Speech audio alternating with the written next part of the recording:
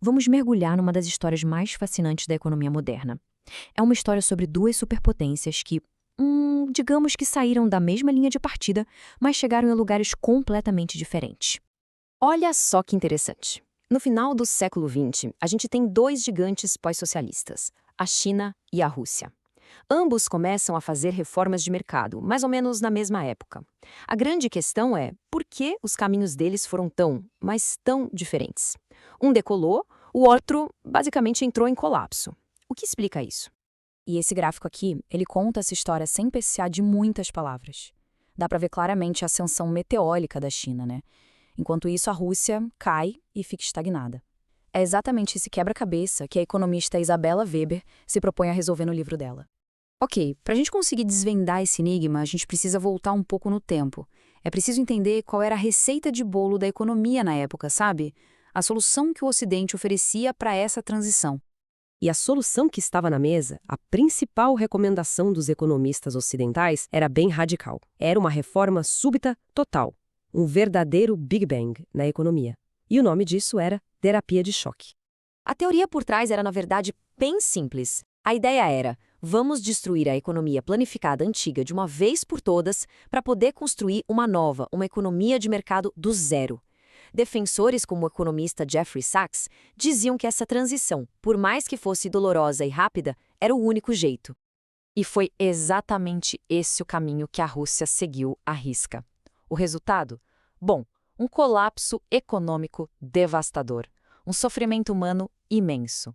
Mas, do outro lado do mundo, na China, eles estavam pensando em algo bem diferente. A China olhou para essa receita e disse: não, obrigado. Em vez de demolir a torre inteira para construir uma nova, eles escolheram uma filosofia completamente diferente. E essa imagem da torre ilustra isso de um jeito brilhante.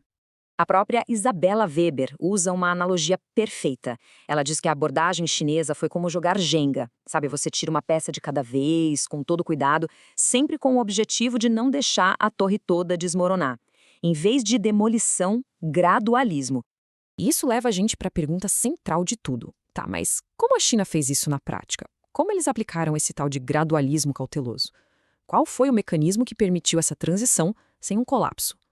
E aqui está o motor por trás de tudo. Foi uma política econômica super engenhosa chamada Sistema de Preços de Via Dupla. A ideia era deixar a economia planejada e a nova economia de mercado coexistirem lado a lado. Essa tabela ajuda a gente a visualizar perfeitamente. Pensa só, bens essenciais, como o aço que ia para o Estado, tinham um preço baixo e fixo. Isso protegia a base da indústria, mantinha a estabilidade. Agora, a produção que sobrava, o excedente, essa podia ser vendida a preços de mercado. E aí que está a sacada. Isso evitou o caos e, ao mesmo tempo, permitiu que um novo mercado fosse crescendo ali organicamente. O que isso significa, no fundo?